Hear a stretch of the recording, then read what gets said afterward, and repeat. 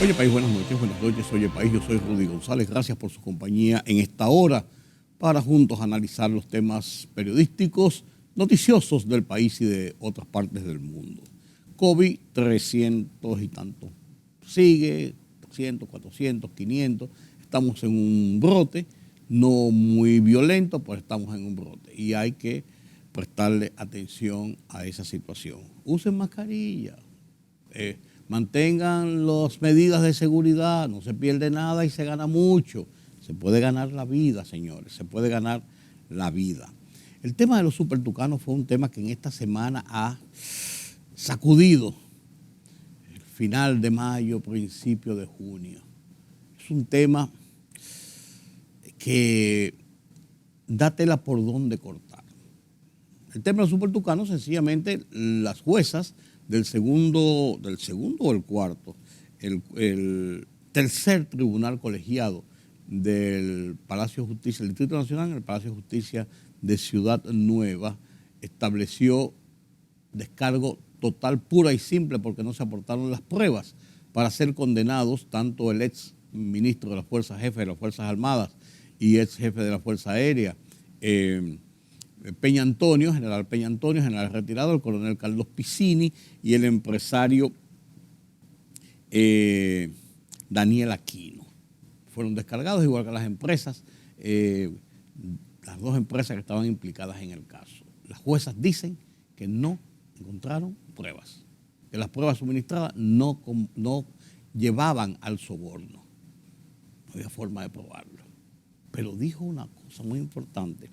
La jueza presidenta Arlene Ventura, durante la comparecencia, que es lo que más es el contrafondo del asunto. La justicia, los tribunales, los jueces, no estamos para dictar sentencias complacientes con el populismo, con lo que diga la gente, es con pruebas en los tribunales. Nosotros no estamos para complacer a nadie. Es para, sobre la base de los hechos que nos presenten, determinar si hay culpabilidad o inocencia. Y es lo que hemos decidido, más o menos. Es el contexto de lo que dijo la jueza Arlene Ventura. Y esto da mucha tela por donde cortar. Señores, en el caso de los supertucanos, ese caso comenzó en el 2016. Tiene 7 años dando vuelta en 2015 o 2016, 7 años dando vuelta en los tribunales, descargados. ¿Quién le compensa, por ejemplo, al coronel Piccini más de 1 año en prisión preventiva? ¿Quién le compensa al empresario Aquino, al ex general Peña Antonio, al ex coronel Piccini, la degradación moral, el paredón a que fueron sometidos acusados de corrupción? Porque no fue un juicio puro y simple. A ellos se les condenó en el seno de la sociedad.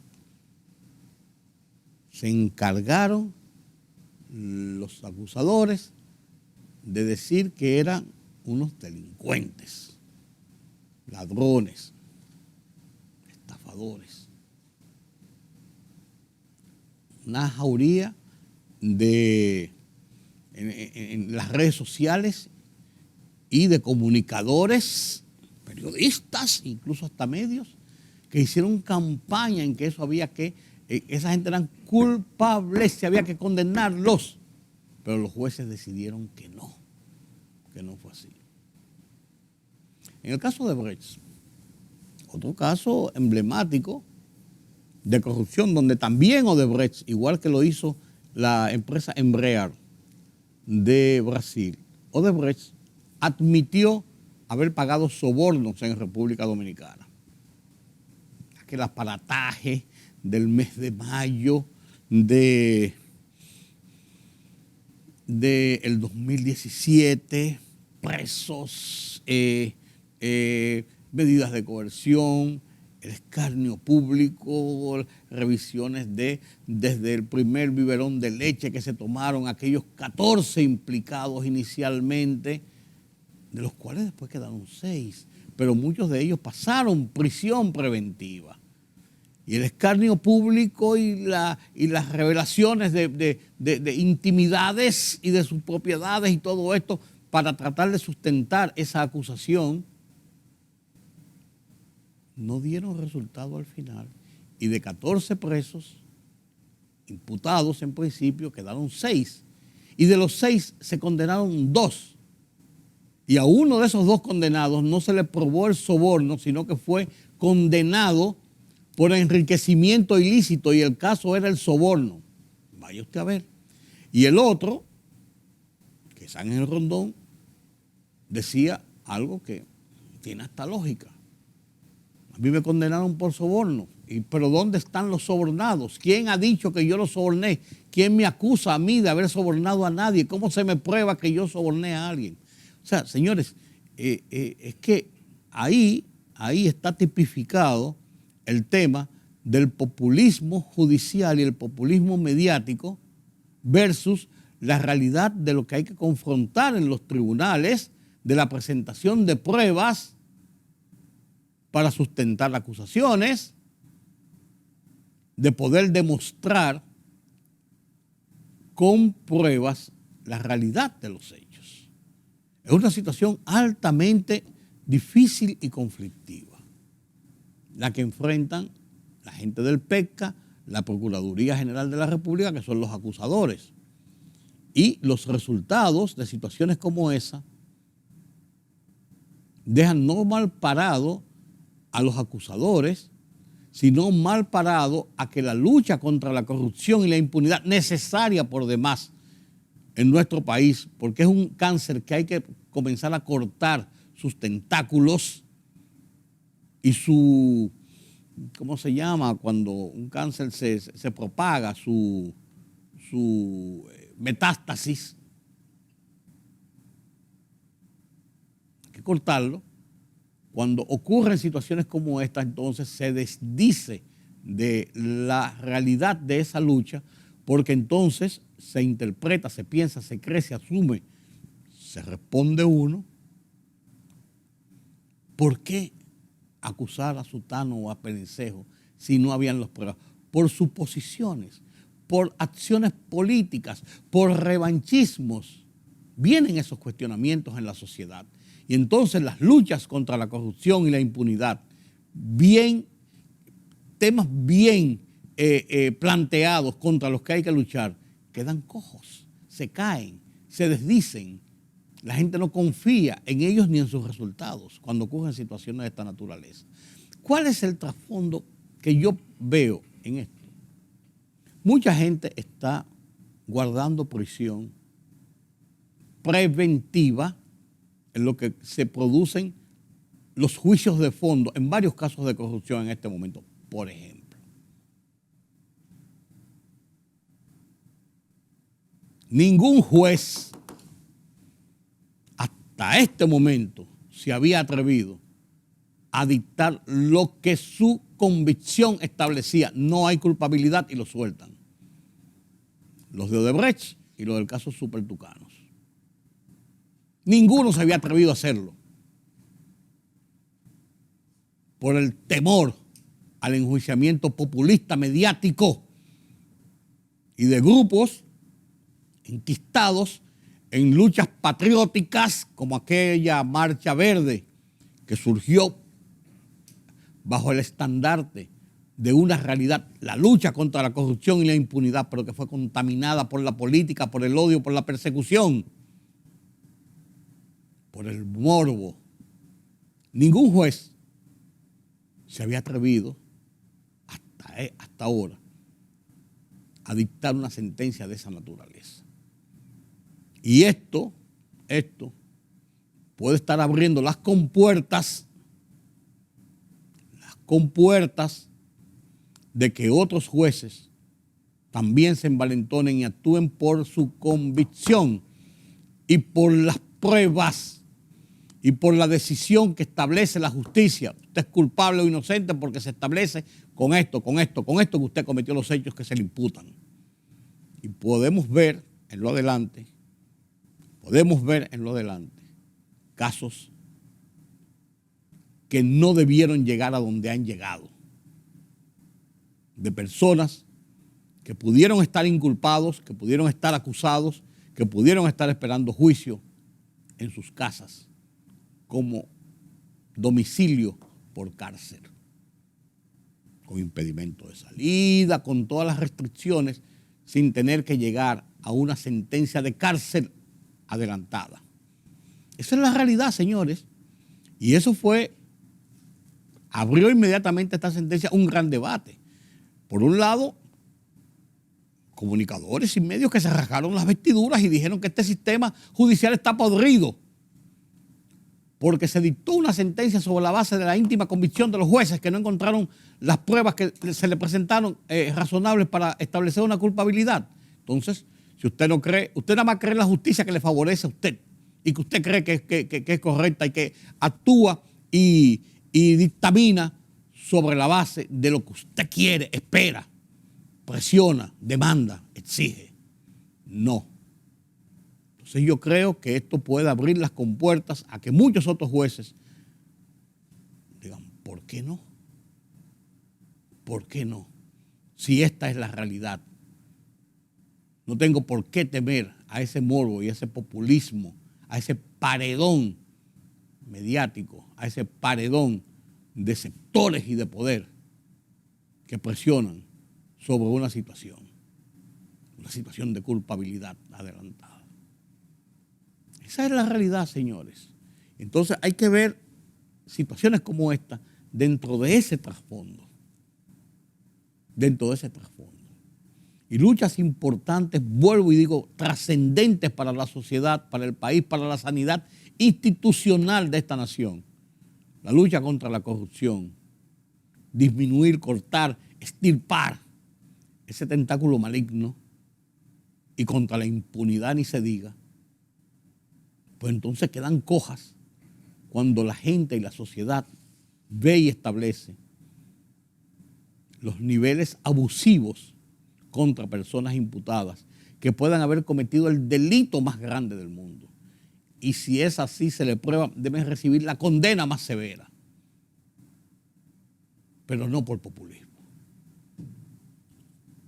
No porque fulano me cae bien o me cae mal. No porque fulano piensa de una forma y yo de otra. No porque a fulano hay que sacarlo de juego. Y eso se ha visto mucho en República Dominicana. Un caso significativo, el caso del señor Villalona, que en Baní le dio una golpiza a una joven por el choque de una pasola en una calle de Baní a medianoche. Captado en cámara, un video que se hizo viral y que toda la sociedad repudió. El hombre huyó y fue perseguido y fue arrestado por la autoridad y llevado a la cárcel, claro. Cometió un delito, además de eso, no dio la cara. Claro, al hombre, cuando le pusieron 3 meses de coerción, se levantó medio mundo, porque este hombre, que es un monstruo, como demostró en lo que hizo, una golpiza salvaje contra una joven indefensa. Este hombre, 3 meses de coerción, pero debió meterle 18 meses y mandarlo a San Quintín, quizás, o a una cárcel de China, de esos calabozos donde torturan en China. En la China Patriota, o en la Cergástula de Cuba, de la Cuba Patriota. Pero bien, hasta ahí vamos bien. Pero cuando al señor le conocen la medida de coerción, la apelación, determinan que no tiene por qué estar en libertad y en prisión, sino que él puede ir a su juicio en libertad. Eso levantó la polvoreda de los salvadores de la patria, diciendo que esto es una barbaridad de la justicia, que cómo iba a ser, que porque la muchacha quitó la querella, porque le dieron un dinero y esto y lo otro. Entonces, cuando se fue el juicio de fondo, simplemente lo pusieron en libertad. Prácticamente lo que se llamaba antes una pena cumplida. ¿Cuál fue su delito? Una golpiza salvaje, pero hasta dónde el alcance de lo que establece la ley establecía una sanción.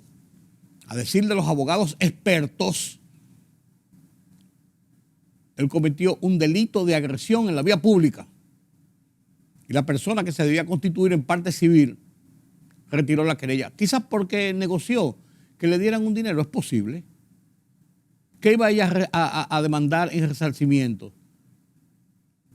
Gastos, perjuicios económicos, una demanda de que le pagara tanto, quizás él lo cumplió antes, no tuvo ninguna situación y así resolvieron el tema. Que parece ser un absurdo y que parece ser una forma de decirle a la gente, no, tú puedes golpear a cualquiera y cometer cualquier abuso de esta naturaleza, incluso porque trataban de decir que este delito era a consecuencia de violencia contra la mujer. No. Fue una mujer a la que golpeó de una forma salvaje, de una forma bruta, a una mujer indefensa. Bien.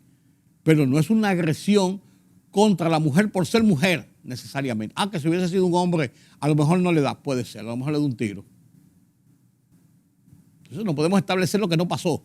Es la hipótesis que uno tiene. El hecho es lo que pasó.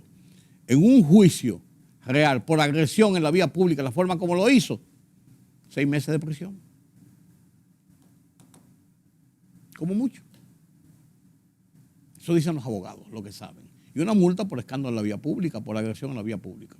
Y la parte afectada no presenta demanda civil. Pero la sociedad ha querido satanizar la justicia, que ha sido altamente vapuleada en los últimos tiempos, pero con un agravante, que ahora tratan de establecer que los jueces, muchos jueces, y que muchos fiscales vienen del gobierno anterior o tienen participación con otros estamentos políticos y quieren entonces llevar la política a la justicia. Porque lo que están ahora, los nombrados en los últimos tiempos, vinieron de Suiza, no conocen lo que es la política en República Dominicana, ni conocen a nadie, y son unos extraños. Vaya usted a ver. Vaya usted a ver. Permítame la pausa.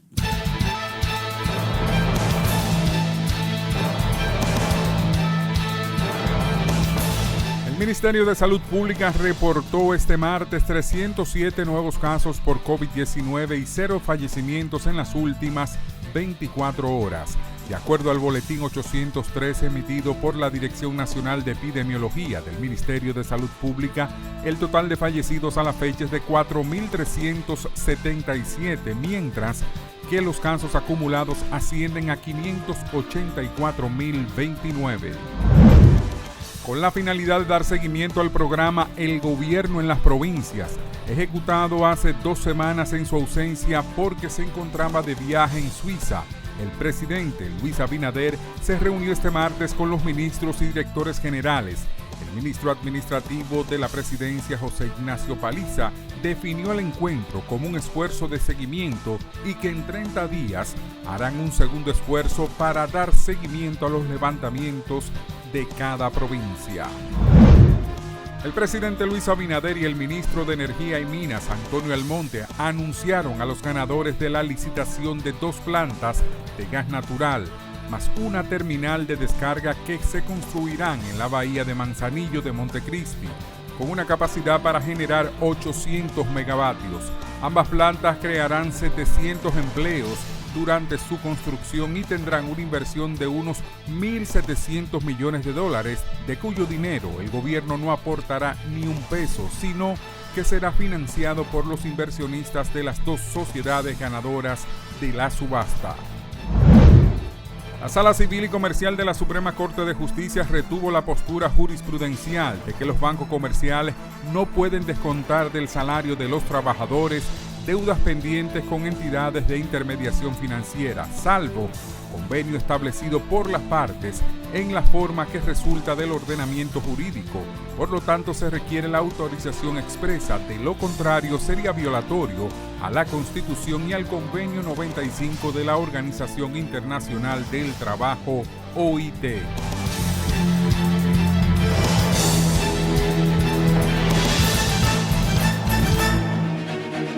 El rumbo de la tarde, plural, objetivo, democrático, la verdad siempre. Con tres verdaderos profesionales del periodismo y la comunicación, Georgie Rodríguez, Juan TH y Rudy González. Los Poderosos.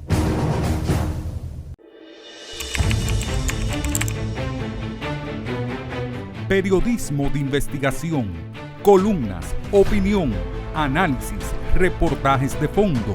Hora por hora, una completa plataforma multimedia. Periodismo con valor. Noticias horaporhora.com.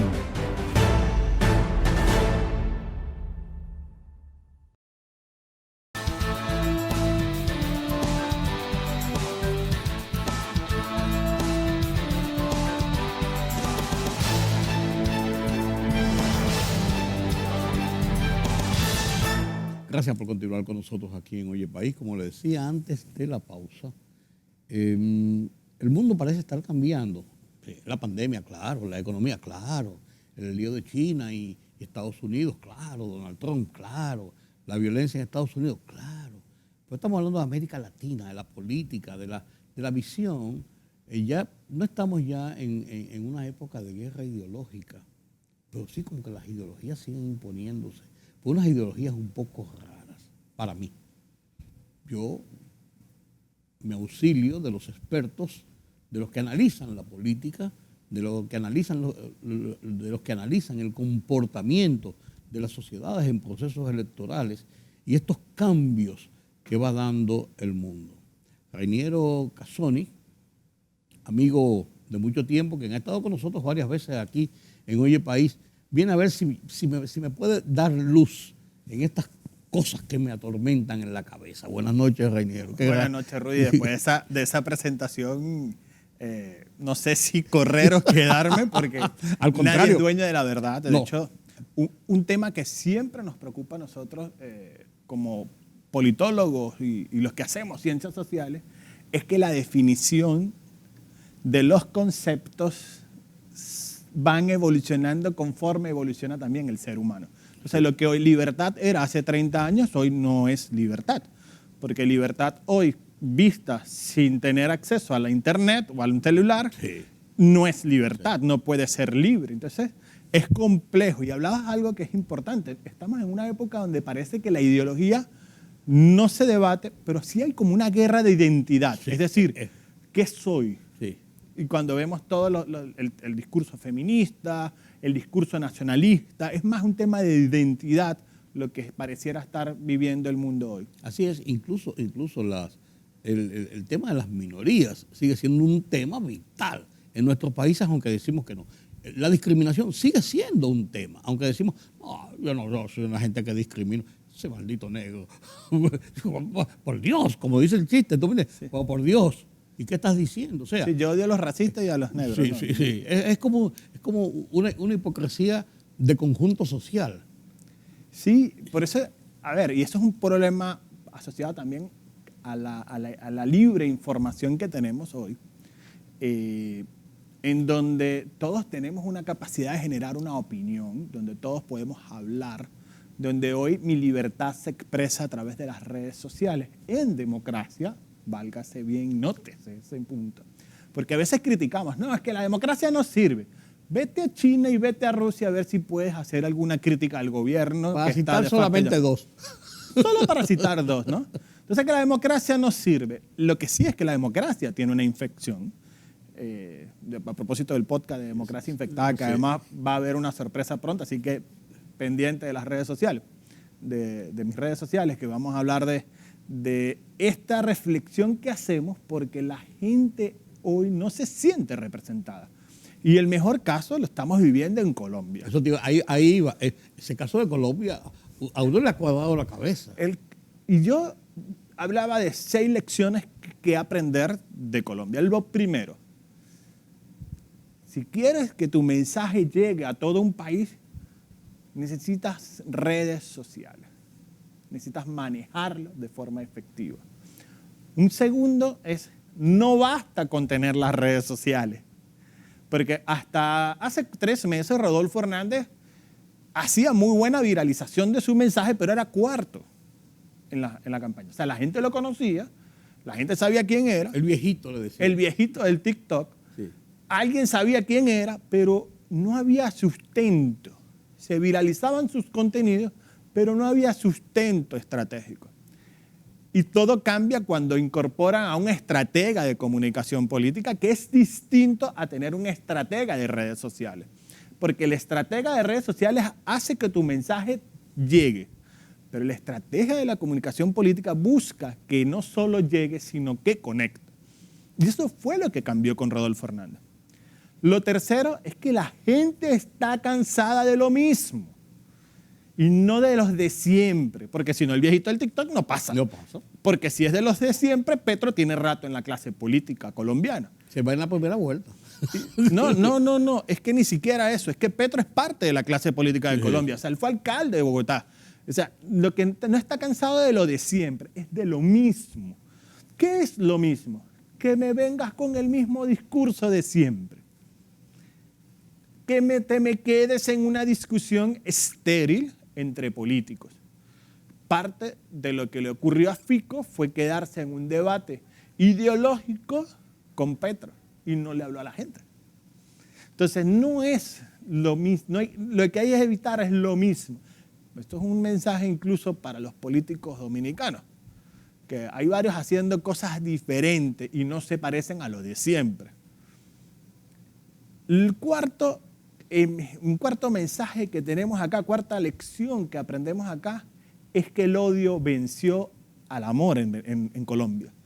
Porque el discurso del odio, el discurso de revanchismo fue lo que se impuso sobre la razón. Entonces, definitivamente, más allá de un voto de convicción, hay como un voto de revanchismo que está ocurriendo. Y esto es una tendencia que está ocurriendo en América Latina. Un voto en contra de. Un voto en contra de. El quinto elemento es, pareciera, y esto es una alerta a los gobiernos que están hoy constituidos en toda América Latina, incluso en Estados Unidos, es que la crisis de la pandemia, del coronavirus, y ahora la crisis de la guerra Ucrania y Rusia, ya iba a cometer el mismo error de George Bush con el tema de Irak. Hay cosas que se pegan. Sí, hay cosas que se pegan, malas cosas que se pegan. Pero esa guerra está generando definitivamente una crisis en los gobiernos. Este es el 8º gobierno que pierde una elección presidencial. El 8º en América, el 7º en América Latina. Caso Chile, caso Perú, caso Colombia, caso Costa Rica, caso República Dominicana, que fue el primero, Estados Unidos. Es decir, los gobiernos constituidos no están sabiendo comunicar en plena crisis. Y lo sexto, y no menos importante, es que las maquinarias políticas no son nada si no tienen elementos de convicción. Y esos elementos de convicción de la razón no es un tema monetario, no es un tema de estructura, porque puedes tener las estructuras. Fico tenía las mejores estructuras de Colombia. El Partido Liberal, que es una maquinaria potente en política. Claro. El Partido Centro Democrático, que es una maquinaria potente en política. El Partido Conservador. Claro. El Partido Cambio Radical. Y Rodolfo Hernández andaba solo con su liga de gobernantes. ¿Y qué hizo? Que la emoción, y esto es importante, convenció a la población y hubo maquinarias que no respondieron al candidato Fico, sino que terminaron movilizando a otro candidato. ¿Qué quiero decir con esto? Sí, eso. ¿Qué escenario nos pinta esto? Que hay que escuchar. Hay que ver las nuevas tendencias. No podemos seguir haciendo política de la misma forma que se viene haciendo. Hay que cambiar y hay que entender que ya 2 más 2 en política no es 4, porque estamos hablando de dinámicas sociales que hay que comprender y que para comprender lo que está ocurriendo en una población hay que aprender a escuchar. Basta de políticos eruditos, sabios, que me dicen lo que yo quiero hacer. Necesito a alguien que me diga, que me haga partícipe de la transformación a la que tú quieres llegar.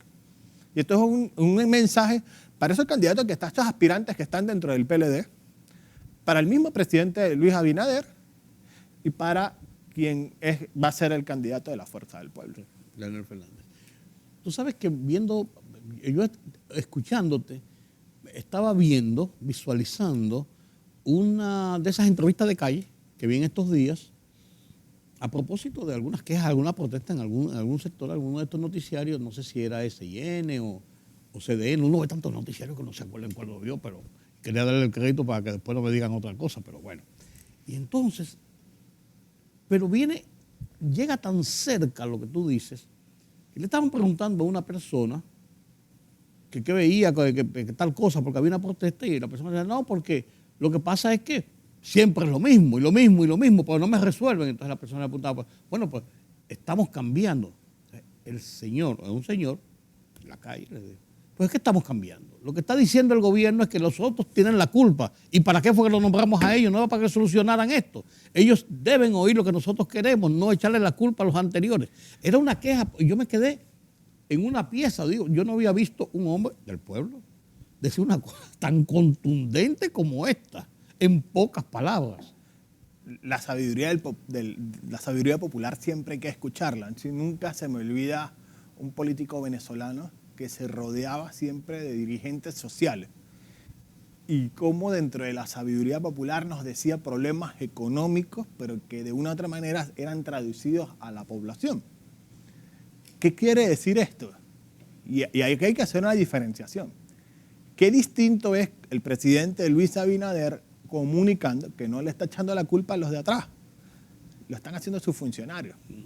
Entonces hay un divorcio entre la comunicación que está realizando el presidente con lo que están realizando los funcionarios, que lejos de convencer a la población está generando esa situación.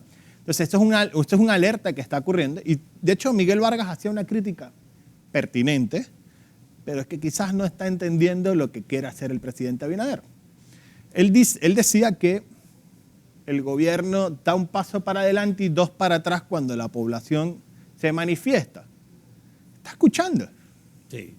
O sea, lo que te quiere decir es que está escuchando a la gente. Sí, claro. No quieres esto, no te preocupes, vamos a hacer esto. Que no es un diálogo formal, que no es un diálogo establecido, es verdad, pero es un diálogo. Y es parte del ejercicio de comunicar, que es distinto a informar. Dos cosas diferentes. Y aquí por eso digo, más de lo mismo. Igual que informar a propaganda. Exacto, y cuidado, que también está esa diferenciación. Yo no tengo dudas, por ejemplo, la valoración del mismo personaje, de Miguel Vargas como canciller, fue un buen canciller, pero todo fue información. La gente no entendió lo que estaba haciendo. La gente no supo qué realmente estaba haciendo, porque solo se quedó en información y propaganda. ¿Pero qué hizo Miguel Vargas? Es lo que pudiera estar pensando la gente. O sea, pongo este ejemplo, y me disculpa el amigo Miguel, pero es que pongo este ejemplo como el ejemplo del cansancio de más de lo mismo, para cambiar a eso diferente que quiere la población hoy. Eso que lo hace humano y cercano. Eso es lo que está buscando el ciudadano latinoamericano. Y realista sobre sus problemas. Y el que va a resolver sus Porque te problemas. voy a decir una cosa, el problema mío es el más grande del mundo. Yo no sé el tuyo. Y tú dirás, si mi problema fuera el que tiene Rudy, pues yo sería feliz, porque el mío sí es serio. O sea, entonces hay que verlo dentro de ese contexto, cómo hilvanar lo que la gente necesita, quiere, pide, exige, demanda a sus gobernantes. Yo te puse ahí para eso. Es lo que la gente piensa. Y es parte también de sembrar la democracia, porque no por ser gobernante tiene la capacidad de resolver todo. No, está claro, está claro. No lo sé si lo tenemos claro.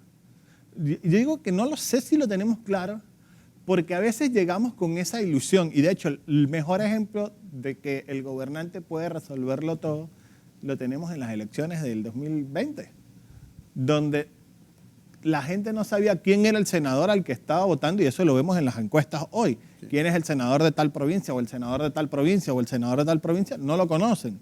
Pero votaron por él. ¿Por qué? Porque votaron con la esperanza de una persona que podía resolver todo. Sí. Entonces, por eso digo... Ese es casi lo que tú decías ahorita, el voto en contra. Que también es el voto en contra, ¿no? El voto de revancha. Pero más allá del voto de revancha es también el voto también de la esperanza, ¿no? O sea, si tú vas a gobernar, gobierna con todo, pero resuélveme. Sí. Entonces, por eso te decía, sembrar la democracia implica más allá de decirle qué es el voto, sino también para qué sirve el gobierno. Y eso no dudo que tengamos claridad de eso. Cuando tú llegas a una comunidad que dice, pero es que tú me abandonaste, mira esta calle, mira esto. Pero resulta que el presupuesto es limitado. Y eso ocurre con las alcaldías sobre todo, que las alcaldías no tienen grandes competencias, no tienen grandes presupuestos para poder resolver, y cuando llegan a la comunidad no saben qué hacer más allá de recolección de desechos sólidos, algunos remozamientos, y algo que es muy típico en Latinoamérica es la caja de muertos para resolver eso, o las ayudas para la medicina. Así es. Pero mira, en estos días ha pasado un hecho interesante, en esa misma tónica. Es que cuando tú vas hablando yo voy conectando con episodios, y en esa misma tónica, que es el caso de la delincuencia, la violencia callejera, la criminalidad en República Dominicana. Bien, el gobierno comenzó un plan en junio del año pasado, otro barrio seguro dentro de todos los barrios seguros que han habido, con diferentes nombres, Ciudadana, qué sé yo qué cosa, en mi país, lo que tú quieras. Acabar con la delincuencia o frenar la delincuencia, frenar esos picos de la delincuencia. Bien, comenzó el programa en Cristo Rey y después recolectamos, ya más nunca se habló de cuántas almas están recolectando. La primera vez, 52, que se ve, eso pasó a la historia. Bueno, bien, que vamos para otro barrio, para otro barrio, para otro barrio. El Listín Diario publica este lunes de esta semana, una información y le pone barrio por barrio donde ha pasado barrio seguro y donde la delincuencia está igual o peor. Y el ministro dijo, todos los barrios que hemos intervenido, allá no hay delincuencia. Nosotros estamos en otros barrios, entonces en estos barrios que se ve. No digas eso, por favor, porque la gente lo toma y no se siente bien, porque se siente, no me está resolviendo mi problema. El problema, decía una viejita en estos días, oye esto, Reiniro, para que tú veas, yo cito, porque a mí me gusta ver esas cosas. Que los apagones, que cómo la está molestando, dice una señora, dígame usted, si me meto en mi casa, no me puedo acostar porque el calor del techo, y no tengo un abaniquito porque no hay luz, me cocino ahí adentro. No puedo salir a la puerta de la casa a coger un poco de fresco a las 7, a las 8 de la noche porque ya andan los muchachos robándole todo a uno, hasta un vaso, dijo ella, hasta un vaso de café que tenga en la mano me lo llevan. Entonces, ¿qué usted quiere que haga? Entonces, tú te encuentras un ministro que dice, bueno, los apagones están resueltos, eso no hay ningún problema, ya eso. Entonces, la gente dice, ¿cómo que tú me resuelves? Yo no puedo dormir, no puedo estar en la puerta de la casa, los mosquitos me están acabando, estoy aterrorizado. ¿Cómo tú enfrentas eso? Y eso son cosas del pueblo, que lo dice el pueblo. Y ahí es donde yo he venido aseverando que a veces al presidente Abinader parece que lo dejan solo. Y fíjate que lo importante de la comunicación. Hace como un año y medio, escuchaban una entrevista a un alto funcionario decir que no tenían el presupuesto suficiente en seguridad. Le estás diciendo a la delincuencia que no tengo presupuesto. No tengo gente, no tengo casa. Porque el que piense que la delincuencia es bruta o acéfala y no piensa, por el contrario, tú sabes lo difícil que es cometer cualquier tipo de delito, de atraco, y salir ileso. O sea, eso implica pensar, ver cómo hacer, qué hago aquí, cómo lo hago aquí, o una capacidad de reacción rápida, ¿no? Lo segundo es lo que tú acabas de decir. ¿Dónde están las cifras? Y cuando tienes un incremento, justo ayer colocaba un tweet, a propósito de la multiplicación de videos virales de asaltos que están ocurriendo, no hay una respuesta oficial de parte del Ministerio o de la Policía Nacional para decir, estos son los asaltos, aumentó. En estos lugares, pero ya tenemos conocimiento y vamos para allá.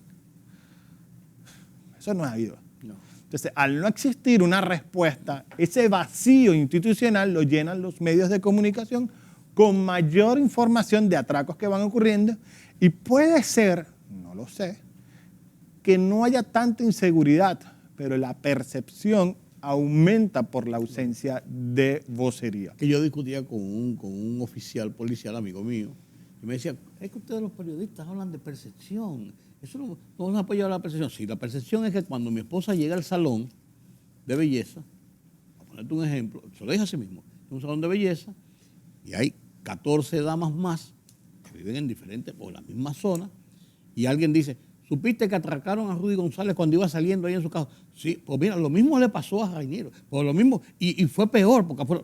Entonces, esto se convierte, y cuando tú sales de ese salón, tú sales mirando para los lados, porque tú eres la próxima víctima. Entonces, ahí se genera la percepción dentro de una realidad que se convierte en la multiplicidad del boca a boca, porque no hay una información oficial. Y esa percepción se traduce en impopularidad. Ah, no, claro. No me resuelven. Entonces, eso por otro lado. Y además, y hablabas otra vez de los voceros de la electricidad, y justamente los voceros de la electricidad son los que andan, pareciera que no tienen una línea comunicacional oficial, sino dicen todo lo contrario a donde está la solución. O no informan de manera adecuada lo que está ocurriendo. Pero decir que los apagones se resolvieron no era real. Claro, por ejemplo, lo que pasó con el caso de Punta Catalina. Salió en marzo para una reparación, para un mantenimiento de 10 días, y el ministro dice la semana antepasada que eso va a durar hasta por lo menos el 30 de mayo. Entonces los 10 días se convirtieron en 3 meses. Y explícame qué pasó. No, Digo, tú me entiendes, explícame qué pasó, porque la gente sabe contar. Entonces, ahí es donde empieza la gente a dudar de la democracia, porque siente que quienes llegan no satisfacen las necesidades de la población. Vamos a hablar, te quería preguntar algo. En el panorama latinoamericano, caso Castillo, Pedro Castillo, caso Gabriel Boric, caso, ahora lo que se vislumbraba con Petro. Alberto Fernández. Podemos ponerlo también. Sí, con Petro estoy hablando, porque me voy a dirigir a esos nuevos populistas de izquierda. O sea, estamos, que te hablaba en principio de que las ideologías aparentemente no están, pero se usan para posicionar situaciones. Entonces, estamos construyendo nueva vez un eje del mal, como le decíamos, como le comentábamos antes cuando estaba Ecuador, cuando estaba Venezuela, cuando estaba Bolivia, cuando estaba Argentina, cuando estaba el famoso eje del mal con Nicaragua y Cuba. Y Venezuela no ha dejado de estarlo. No, pero eso ya como un mal necesario, diría yo. Pero, a ver, con el caso Boric y Pedro Castillo llegaron con... Primero, Pedro Castillo llegó con una situación bastante incómoda, no logró satisfacer, digamos, el electorado del electorado peruano, por supuesto, y ese sistema de partidos que está colapsado, que no existe, que el sistema institucional hoy destituye a presidentes como uno se cambia ropa prácticamente, sí. O sea, porque si estamos hablando de una frecuencia que en menos de un año hubo 4 o 5 presidentes. Sí. Entonces eso es muy, muy delicado. Un golpe de estados democráticos, por así decirlo. No lo sé, no lo sé, pero autorizado por el Congreso y por todas las cosas impresionantes.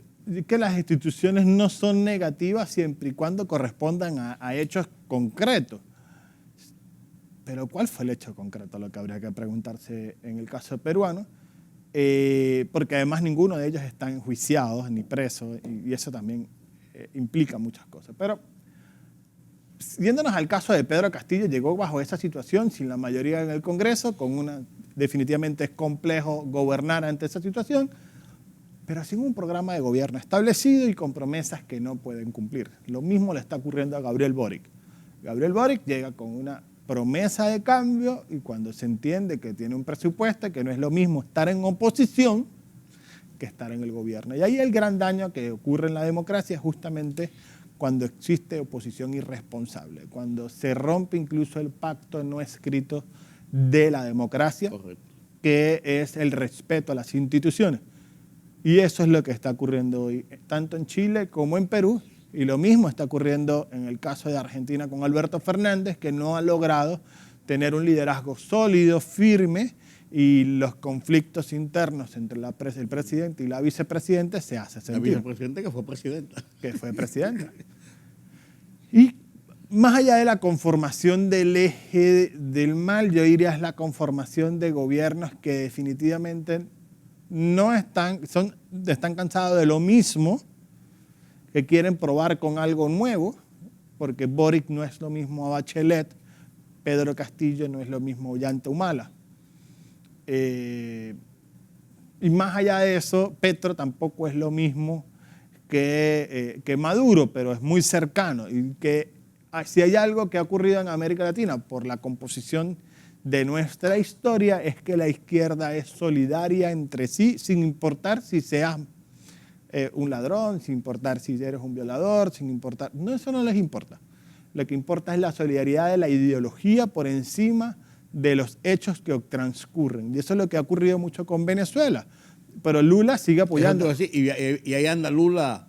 Lula apoya, por ejemplo, a Daniel Ortega, aunque lo critique a veces, pero dice que es de él y está en tendencia con él. Entonces, definitivamente, esa solidaridad de la izquierda que lejos de sumarle lo que hace es restarle, pero esa búsqueda de conformar un bloque que los haga ver poderosos ante una potencia como los Estados Unidos, que poco le presta atención a estas circunstancias, y la mejor muestra es cómo los Estados Unidos, ante una crisis energética, ya negocia con Venezuela. ¿Qué quiero decir con esto? Que definitivamente el bloque de la izquierda no sirve de nada, solo sirve para solidaridad y enlodarse a veces, porque no es fácil tomarse una foto con Daniel Ortega o con Nicolás Maduro para decir que estoy... pero, digamos, es lo que hay en términos concretos. Vemos cómo se normaliza el caso de Venezuela. Lo que quiere decir también con esto es que esa búsqueda a veces de la ciudadanía por cambios también terminan traducidos en un sistema autoritario que no necesariamente es de izquierda, como el caso de Nayib Bukele en El Salvador, como el caso de Orbán en Hungría, el caso de Erdogan en Turquía. Lo que quiere decir es que el agotamiento del modelo democrático, que no hay otro mejor modelo que ese para convivir en ciudadanía, en libertad. Y alguien me dice, pero si, yo le decía a alguien, si no es democracia, ¿qué? Y me decía, no, un modelo como el chino. Y yo, ok. No, pero mira cómo ha salido tanta gente de la pobreza. Y yo, ajá. Mira cómo todo el mundo vive bien. Y yo, ajá. ¿Tú has ido a China? ¿Conoces realmente la vida en China? ¿Conoces al doctor Li Wenliang, el doctor que denunció que había el COVID, que fue preso, tuvo que borrar el tweet a través de la red social que lo hizo público y tuvo que decir que era mentira para que 20 días después por fin el gobierno chino lo reconociera y 5 días después murió este doctor? Sí. Entonces, ¿de qué te sirve la libertad que cuando toques, digamos, de qué te sirve vivir bajo este tipo de régimen que cuando te toque o toques algunos intereses de las grandes cúpulas, termines tú preso, perseguido, digamos, quebrado económicamente, porque simplemente no son regímenes de libertad? Porque si vives hoy en Rusia y quieres buscar en los buscadores que te permite el gobierno ruso cómo está la guerra en Ucrania, te dicen que están ganando, que les va súper bien. No, que además es Ucrania y toda OTAN la que está provocando eso. No, que ya la guerra terminó, pero lo que están diciendo son otras cosas, se están recogiendo los escombros. Exacto. Entonces, definitivamente, la democracia es el mejor modelo, que hay que rescatarla, que hay que seguir, y bueno, es parte del debate de cómo hacer mejor sistema. Y lo único que sirve para esto es que la ciudadanía también entienda para qué sirven los gobiernos, qué tienen que hacer los gobiernos y exija mejor a sus gobernantes. Y los gobernantes tienen que aprender que se pasó la era de que llegaste al gobierno, llegaste al poder, porque el poder no se ejerce en democracia, hoy se comunica. Así es. Cumbre de las Américas, no puedo dejar de mencionarlo antes de que terminemos. Digamos, para empezar, el problema de Biden consigo mismo, de la popularidad y las repercusiones que pueden tener cualquier tipo de movimiento. Qué difícil, porque estás llegando a unos acuerdos con Venezuela, con Cuba, pero que no los vas a poder invitar o que no los deberías invitar porque sería normalizar del todo. Sí. ¿Y cuál será el propósito realmente de esta cumbre cuando dices defender la democracia, pero tienes unos acuerdos bajo la mesa? Entonces, ¿cuál será el propósito? Es lo que no queda claro en esta convocatoria. Es que no está claro. Antes sí, la del año pasado fue espectacular. Claro, el tema era la libertad, la democracia, en un contexto en el que Estados Unidos, siendo el farol de la libertad, no por su ejemplo de acción interno, sino más por la proyección de lo que decía hacer, hizo que fuera una reflexión sobre la democracia. Pero ¿cuál es el objetivo en este caso? ¿Qué va a lograr? Cuando además el debate internacional es democracia versus autoritarismo, con el caso Ucrania y el caso Rusia, sí, en el que Zelensky maravillosamente ha hecho una muy buena comunicación política, ha sido su mejor arma. No, en su mejor actuación. Para ponerlo dentro. La mejor actuación. No dentro de su esquema, ¿verdad? Pero además ha movilizado poblaciones que no son de él. Claro. O sea, ha logrado movilizar en Europa y ha movilizado en Estados Unidos con mensajes concretos, precisos, claro, a favor de que lo defiendan. Claro. Entonces, en ese contexto del Cumbre de las Américas, ¿qué nos va a dejar? Esas son las preguntas que quedaría y todo va a estar definido a quienes estén invitados y cuáles van a ser esas conclusiones. ¿Y cuáles van? ¿Y cuáles van? A final de cuentas. No te mandan un canciller. Exactamente. Y ahí tienes, por ejemplo, el caso de Andrés Manuel López Obrador.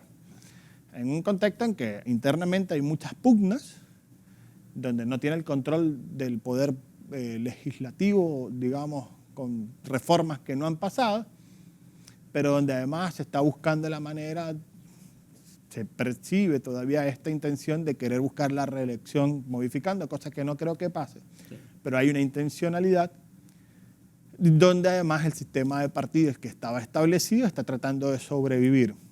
Yo digo algo que en política nadie muere si mantiene presencia.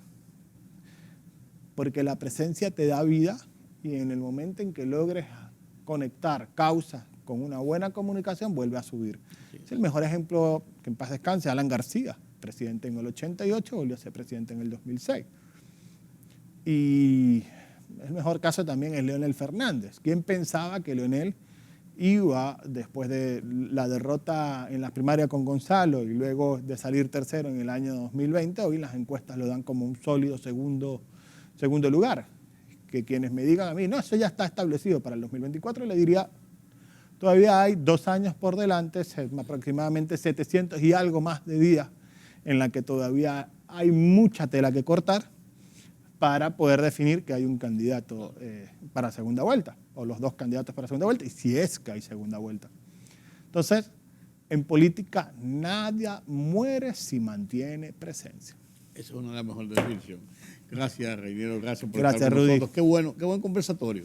Espero que lo haya disfrutado como yo lo he disfrutado. Lo disfruté también. Y tú sabes que estos son las peñas, como dicen acá. Esta es una peña. Estas son peñas donde uno construye conceptos y análisis. Son escenarios que están allí donde hay que aprender, donde hay que escuchar. Y lo mejor, mira, hay una mejor definición de lo que debe hacer el político, lo hizo un consultor amigo que se llama Orlando Goncalves, que decía, no en vano, el ser humano tiene 2 orejas, 2 ojos y una sola boca.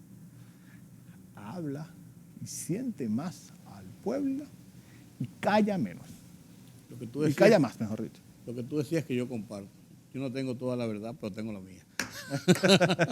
Gracias de nuevo, gracias a ustedes por acompañarme en este conversatorio con Rainiero, yo siempre digo Rainiero Casoni. Raniero, primera ahí. Raniero Casoni, consultor, politólogo, un estudioso de la política y de la sociedad latinoamericana, del mundo y de la sociedad incluso de República Dominicana. Para mí ha sido un conversatorio muy interesante, muy edificante y espero que ustedes lo hayan disfrutado también.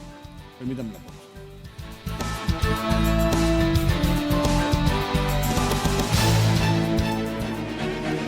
El rumbo de la tarde, plural, objetivo, democrático, la verdad siempre.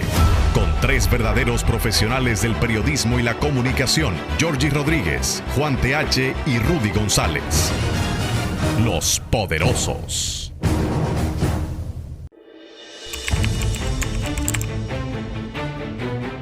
Periodismo de investigación, columnas, opinión, análisis, reportajes de fondo. Hora por hora, una completa plataforma multimedia. Periodismo con valor. Noticias horaporhora.com.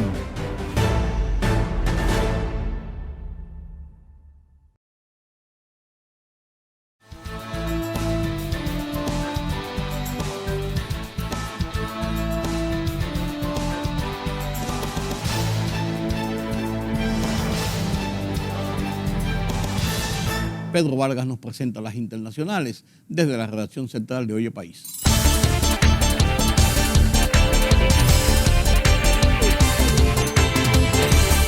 Los líderes de la Unión Europea acordaron embargar la mayoría de las importaciones de petróleo ruso en el bloque antes de fin de año como parte de las nuevas sanciones a Moscú elaboradas en una cumbre enfocada en ayudar a Ucrania con un paquete de nuevo apoyo financiero largamente retrasado. Los refugios para niños en situación de calle de Puerto Príncipe se están quedando vacíos debido a las pandillas que están reclutando a los menores para participar en la guerra urbana que desde hace un mes aterroriza la capital de Haití. Desde la escalada de la crisis sociopolítica y económica marcada por una multiplicación de los grupos armados, secuestros y masacres, pocos niños se observan en las calles del área metropolitana de la capital haitiana.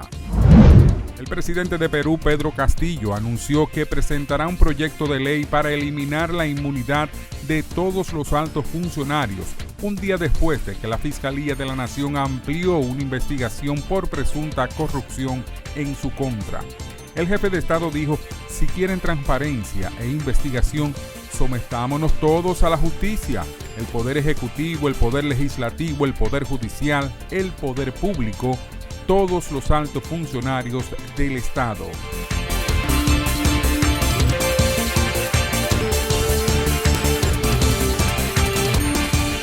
Así llegamos al final de esta emisión de Oye País. Gracias por su compañía. En esta hora yo soy Rudy González. Los convoco para mañana aquí en Color Visión. Analizaremos otros temas de interés nacional e internacional. Pasen un feliz resto de esta noche.